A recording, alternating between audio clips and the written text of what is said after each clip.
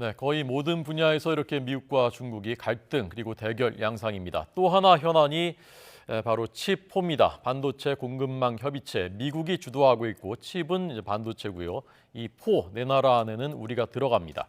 우리 정부가 이달 말까지 여기에 참여할지 결론을 내야 되는 상황입니다. 두 분의 전문가의 진단을 듣겠습니다. 차두현 아산정책연구원 수석연구위원, 그리고 강준영 한국외대 국제지역대학원 교수 초대했습니다. 안녕하십니까? 네, 어서 오십시오. 네, 안녕하십니까? 자, 칩4라는 말이 이제 뉴스에 나오기 시작한 지가 꽤 됐고요. 뭐 아시는 시청자들도 네네. 있겠지만 뭐 어려운 말이 그러니까 우선 이 칩4가 뭔지부터 좀 설명을 어느 분이 해주시겠습니까, 먼저? 네네. 네. 뭐 한마디로 얘기하면은요, 반도체의 이 생산하고 그리고 공급을 이 안정화하자.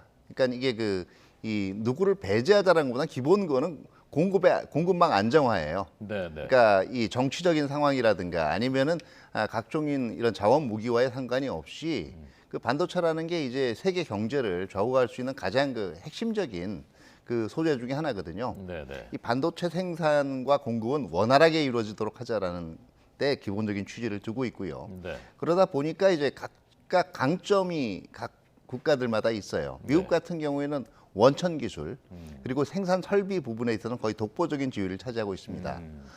그리고 이제 메모리 반도체 부분에 있어서는 우리가 또 세계에서도 굉장히 큰 실적을 나타내고 있고요. 네, 네. 또 비메모리 반도체 부분은 네. 대만이 강점을 가지고 있고요. 일본 같은 경우에는 반도체 이 중간 소재라든가 그 다음에 이제 관련 기술들에 있어서 강점들을 지니고 있고, 그러니까 이 네 개 국가들이 협력을 하게 되면 세계적인 반도체 생산이나 공급망이 상당히 안정적으로 굴러갈 수 있기 때문에 여기에 관련된 그 협력 체제를 구성하자라는 게 현재까지의 취지고요. 네. 구체적으로 이제 그럼 어떻게 협력을 하느냐, 이 부분은 아직도 여백으로 남아 있는 겁니다. 네, 네. 근데 이제 지금 여기서 중국 같은 경우에 이를 제기하는 게 중국도 세계 반도체에서 이 나름대로 위치가 있거든요. 대표적인 게 네. 중국은 이제 세계에서 가장 큰 반도체 소비국이에요. 네. 경제가 발전하다 보니까. 그러니까 중국의 이제 소비 국가로서의 이 위치를 인정을 해서 중국도 이제 지금 여기서 배제가 되면 안 된다라고 얘기하는 건데, 사실 지금 이거는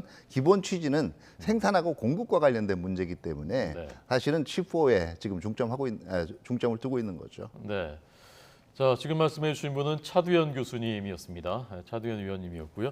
강준영 교수님 혹시 뭐 덧붙여서 설명하실 것 네, 있습니까? 뭐 큰 틀을 다 말씀을 하셨는데요. 기본적으로 미국의 원천 기술과 장비, 일본의 소부장, 소재 부품, 그다음에 한국과 대만의 제조, 이거를 잘 결합을 해서 안정적인 공급망 시장을 구축하자. 이 반도체 생태계가 이렇게 생겼으니까 그 얘기를 하는 거고, 우리는 이제 예비회담 참여를 얘기를 했습니다. 예비회담이라는 거는 뭐냐면 반도체 산업 발전을 위해서 앞으로 어떻게 할 거고, 인력은 어떻게 양성을 할 거고, 그걸 통해서 안정적인 공급망을 어떻게 구축할 것인가를 논의하는 회담이거든요. 그 기본 틀을. 그리고 이게 시간이 상당히 오래 걸릴 겁니다. 왜냐하면 여기에 여러 이 소위 국가들이 얽혀 있기 때문에. 그래서 당장 이렇게 어떤 게 나타나는 건 아닌데, 우리가 예비회담에 참여하기로 했다라는 것은 큰 틀에서 이 칩4 반도체 이 공급망 새롭게 구축하는데 우리가 룰메이커로서 들어가겠다라는 선언을 한 거나 마찬가지다, 이렇게 봐야 될 것 같습니다. 네. 그러니까 예비회의에 일단 참여해서 좀 우리한테 국익에 도움이 되는 쪽으로 룰을 만드는데 일단 네, 그렇죠. 주력을 하겠다라는 그걸 보고 실제 칩4에 들어갈 것인지 결정하겠다는 건데, 네네. 여기에 예비회의에 참여했다가 나중에 뭐 우리 못하겠다 이렇게 빠질 가능성도 있습니까? 제가 볼 때 가능성은 낮습니다. 네. 왜냐하면은 지금 이 예비 회의에서도요, 주로 얘기되는 게 생산 공급을 안정화하기 위해서 어떤 장치를 두게 되느냐, 이거와 관련된 건데, 이렇게 물어보고 싶은데요. 그러면 칩4가 만약에 결정이 되면 칩4에 들어오지 않은 나머지 국가들에 대해서는 반도체 관련 기술이나 이런 거에 대해서 완전히 배제할 거냐, 그다음에 반도체 이 공급 부분도 배제할 거냐, 이게 아니라는 거거든요. 지금 미국 쪽 얘기는.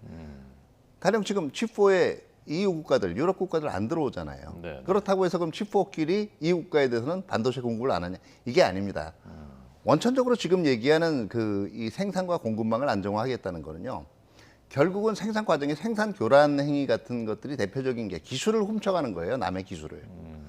원천 기술들을 훔치려고 한다든가 아니면 역설계 같은 걸 통해서 이미 상당 부분 다른 국가가 다른 기업이 이 시간과 돈을 투자해서 만들어 놓은 기술들을 훔쳐가는 행위를 차단을 하고요. 네. 또 특정 국가가 이제 반도체 소비 생산을 한다고 해가지고 이거를 기화로 이걸 무기화한다든가 하는 걸 차단하는 데 중점을 두고 있기 때문에 아마 제가 보기에는 이게 아예 뭐 명시적으로 어떤 국가에다 공급 안 한다 이거보다는 실질적으로 세계적으로 생산 공급망이 안정화되기 위해서 지켜야 될 몇 가지 룰들을 이제 제정을 하게 될 거고요. 네. 이게 우리의 이익을 결정적으로 침해한다라고 보기는 힘들기 때문에 제가 보기엔 뭐 극단적으로 이런 경우는 있습니다. 그러니까 뭐 이 특정 국가들이 매번 이게 수출을 하거나 아니면 할 때 승인을 받아야 된다든가 이런 게 되면은 거기에 근데 미국이 그걸 요구할 가능성은 많지가 않거든요. 네, 네. 그런 걸로 봐서 예비회의 참가했다가 마지막에 이건 불참하게 했다. 제가 보기에는 그거는 가능성이 적고요. 전반적으로는 예비회의에 참가하게 되면 이게 공식적으로 칩4의 일원으로 가게 될 가능성이 굉장히 크다고 봐야죠. 네.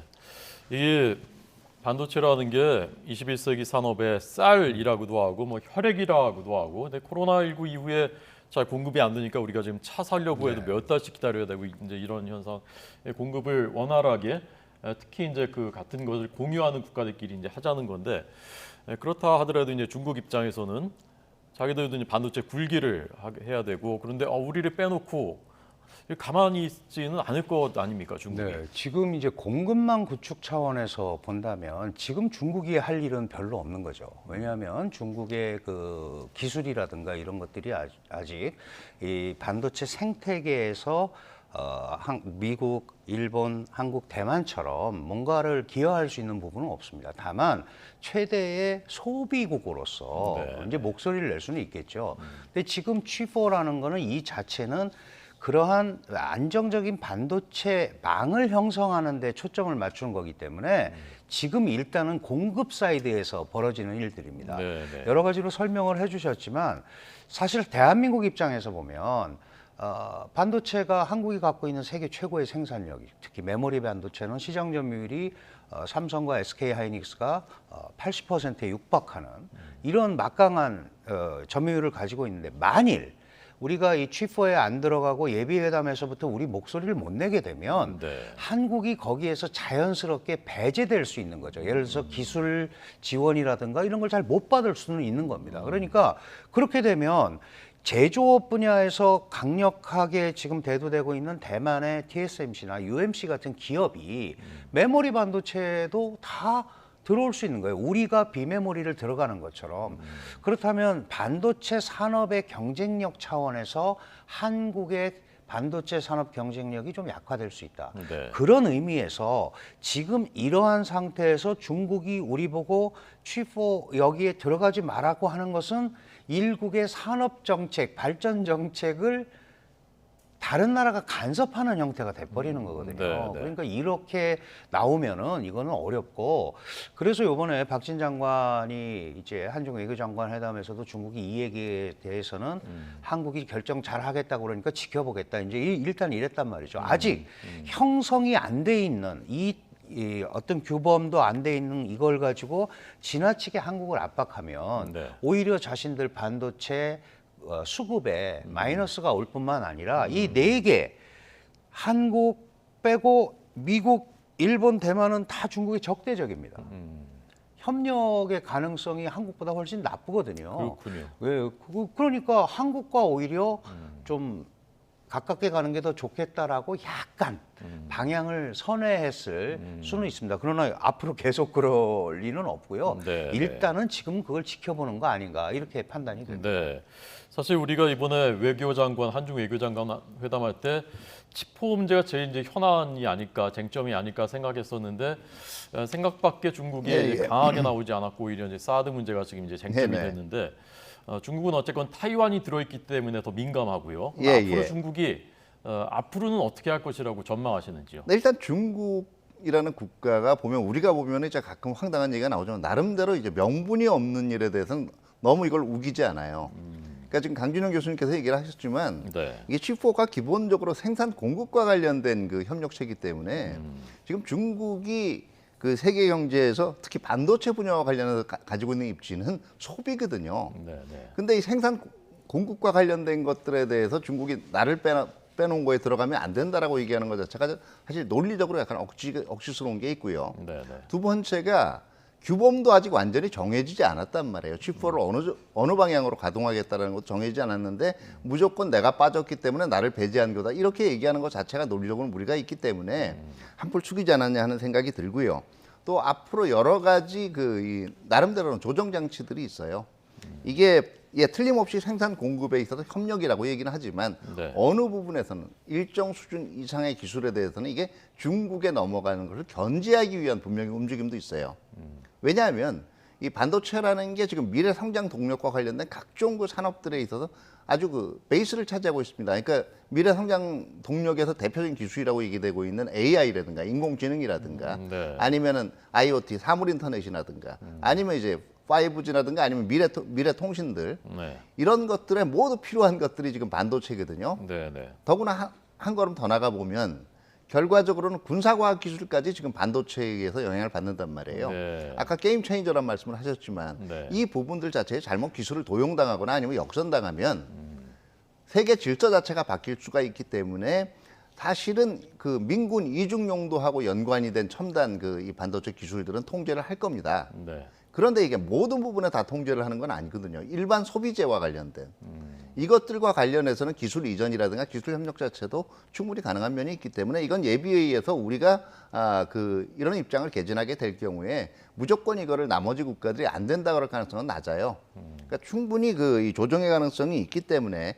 현재로서는 중국도 좀 지켜보자 하는 쪽으로 너무 한국을 자극하지 않고 이건 입장이 다른 때하고는 좀 틀린 거죠. 이 분야에 관해서는. 그렇군요. 예. 중국은 뭐 그래서 이제 그럼 칩4로 하지 말고 우리까지 해서 칩5로 하자라는 얘기도 하고 있다고 하고 만약에 칩5가 안 되면은 어쨌건 이제 소비는 많이 하는 나라니까 반도체 소비를 우리한테 또 어떤 불이익을 줄 가능성 걱정하는 분들도 있거든요. 네, 그렇습니다. 이게 칩4에 들어가고 안 들어가고가 이제 위기이자 기회가 될 거다. 우리 네. 국내 시각은 이제 크게 두 가지로 나눠져 있는데요. 예를 들어서 이게 사드와 같은 그 사태와 같은 보복이 일어나게 되면 상당히 어려워지지 않겠느냐. 그러나 반도체에 대한 보복은 대체 수요가 없기 때문에 할 수가 없습니다. 네. 그렇다면 결국 이제 그 다른 분야의 보복이 일어날 텐데, 근데 이게 중국으로서도 이 카드를 쉽게 빼내기가 매우 어려운 것이 네. 지금 IPF도 마찬가지고요.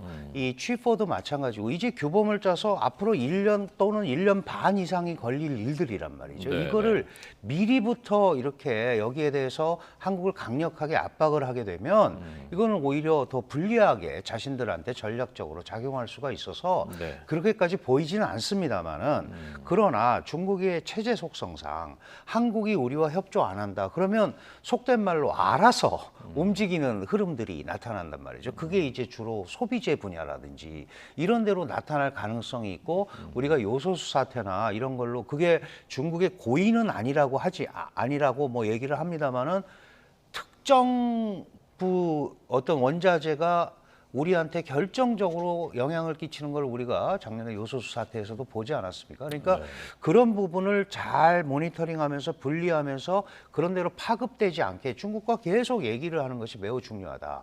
잘못해서 중국이 우리한테 압박을 해서 우리가 지금 우리 반도체 40% 이상을 중국이 지금 쓰고 있는데 그게 안 간다고 생각하면 그걸 갑자기 다른 데서 어떻게 갖고 오겠어요? 네. 그러니까 우리도 반도체에 관해서는 그런 할 얘기가 있다. 다만 그걸 매개로 그런 대로 이게 확산되지 않도록 하는 작업이 필요하다라는 얘기를 계속해서 일단 관리를 해야 될 거고요. 네. 그게 적어도 시진핑 3선이 결정이 되고 하는 10월 말 11월 초까지는 이렇게 크게 그 문제를 거론하지 않으면서 관망하고 지켜보는 네. 뭐 이런 형태로 가지 않을까 저는 그렇게 1차적으로 판단하고 네. 있습니다. 자, 저희가 지금 칩4를 얘기하고 있습니다. 어려운 얘기 같지만 네. 잘 들어보시면 어렵지 않고요. 우리 일상생활에 이제 반도체 없이는 아무것도 이제 할 수가 없습니다. 예, 중요한 얘기입니다. 자, 이제 미국은 앞서 저희가 이제 인플레이션 감축법이 미 상하원 다 통과했다. 이건 네네네. 중국산 배터리를 견제하는 거고 그에 앞서서 반도체법도 이미 미국 그렇죠. 바이든 대통령이 서명을 네네. 했는데 이건 미국 안에서 반도체 생산하는 기업은 도와주고 근데 지원받은 기업은 중국에는 반도체 공장 더 짓지 말라라는 예, 우리 그렇습니다. 기업들하고 직접 연관되는 것이지 않습니까? 우리 기업들의 손익은 어떻습니까? 네, 일단은 지금 이 미국이 보통 이렇게 이 기업들을 통제할 때 이 전형적인 자본주의 국가잖아요. 직접적으로 국가에 이거 하라 저거 하라 얘기는 못 해요. 가장 많이 쓰는 무기가 이제 연방 이 행정 명령이라든가 하는 입법을 통해서 그 기업의 이 기업이 활동할 때 보안 수준이라든가 이걸 주로 제한을 하는 그 역할을 많이 하고요. 그다음에 이제 두 번째는 기업에 주는 보조금을 가지고 결정을 하는데 지금 미국이 반도체법을 통과시킬 경우에도 이 영향을 받는 것은 미국 기업들하고 네. 우리 기업들의 미국 법인에 해당하는 게 되기 때문에 직접적으로 우리 기업들이 미국의 반도체법 때문에 영향을 받을 가능성은 그렇게 저는 여지는 크지가 않다고 봐요. 다만 이 미국 기업들한테 얘기하는 기준이 사실 미국이 제시하는 기술적인 기술 보호라든가 아니면은 이 생산지 선정의 하나의 기준이 되거든요. 간접적인 영향은 분명히 받게 되겠죠. 사실 우리 기업들이 이걸 가장 이 우려를 하는 이유가 이렇게 미중 간에 서로 힘겨루기를 우려를 하는 이유 자체가 네. 이거 자체가 지금 들어가게 되면 그걸 거예요. 우리나라 반도체 기업들 대부분 이게 잘못하면 시장을 잃게 되는 게 아닐까 네. 하는 이 걱정을 많이 하거든요. 예. 근데 일부 손해가 감지가 된다고 하더라도 사실 엄밀히 보면 이 칩4와 관련된 이 논쟁들은 기술이냐 시장이냐예요. 그러니까 미래의 우리의 먹거리를 위해서 기술 확보에 중점을 둘 거냐 아니면 앞에 있는 시장에 미련을 둘 것이냐 얘기인데 제가 보기엔 전반적인 대차 대조표상은 물론 시장을 다 포기하는 결과는 없어야 되겠죠. 그러나 우리도 미래 먹거리라는 측면에서는 첨단 기술 위주의 협력에 더 중점을 두는 것이 중장기 전략상으로는 유리하다고 봐야 되겠죠. 그렇기 때문에 사실은 다른 분야에 대해서는 이 칩4와 관련해서는 국내에 제가 여러 이 자료들을 봤습니다만은 이 부분에 대한 논쟁은 그렇게 과거의 다른 부분에 비해서는 크지가 않아요. 네. 대체적으로는 동참을 해야 되지 않느냐. 예, 그 정도와 수준에 따라서는 차이가 있지만 그런 것이 중론입니다. 네. 자, 두 분의 전문가에게 한중 관계 듣고 있는데 지금 당장 발등에 떨어진 불은 사드. 중국 외교부가 산불을 2017년에 이미 한국 정부가 얘기를 했었고 이제 사드 추가 배치 안 한다. 미국 미사일 방어망에 안 들어간다. 한미일 군사동맹은 안 한다. 그것뿐만이 아니라 사실 일한도 그때 약속을 했었다라고 이제 주장을 했습니다. 중국 정부가. 중국의 속내는 무엇입니까? 기본적으로 지금 저희가 이제 칩4 얘기했습니다만은 그게 말씀하신 대로 가장 큰 현안이 될 거라고 그랬는데 사실 그게 따지고 보면 그걸 가지고 압박하기는 굉장히 어렵단 말이죠. 그런데 마침 한국에서 8월 말 정도에 그동안 사드를 배치를 해놓고 정상화를 못했었는데 정상화하겠다라는 얘기가 나오니까 기존의 사드 산불에다가 일한이라는 것까지 들고 나왔단 말이죠.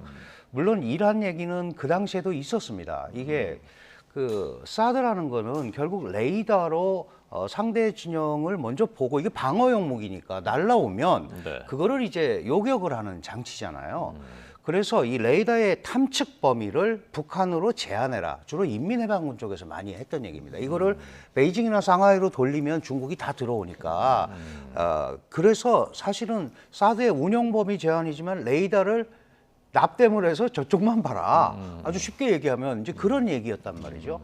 그런데 저는 이게 사드 산불도 문재인 정부 때 했고 강경화 장관이 했습니다마는 아니라고 그러는데 그리고 이번에 박진 장관도 가서 이거는 조약도 아니고 아무것도 아니고 그리고 2017년 10월 31일에 사드 합의가 안 됐기 때문에 합의문도 없이 각자 홈페이지에 자신들이 우리는 이렇게 받아들였다는 걸 한 거거든요. 근데 그걸 가지고 지금 들고 나오는 거는 이 부분에 대해서 중국이 굉장히 관심을 가지고 있고 그동안 해온 것처럼 이 부분에 적절한 처리, 종국적으로는 사드의 철수겠죠. 그러나 그게 미군의 무기고 미군이 운용하는 무기이기 때문에 어떻게 할 수 없는 입장에서는 이게 더 이상 확대되지 않도록 분명하게 못을 박으려고 이 사드를 꺼내면서 이 중국의 대중 압박 틀을 끌어올리려는 그런 메시지가 들어있는 게 아닌가 이렇게 볼 수 있을 것 같습니다.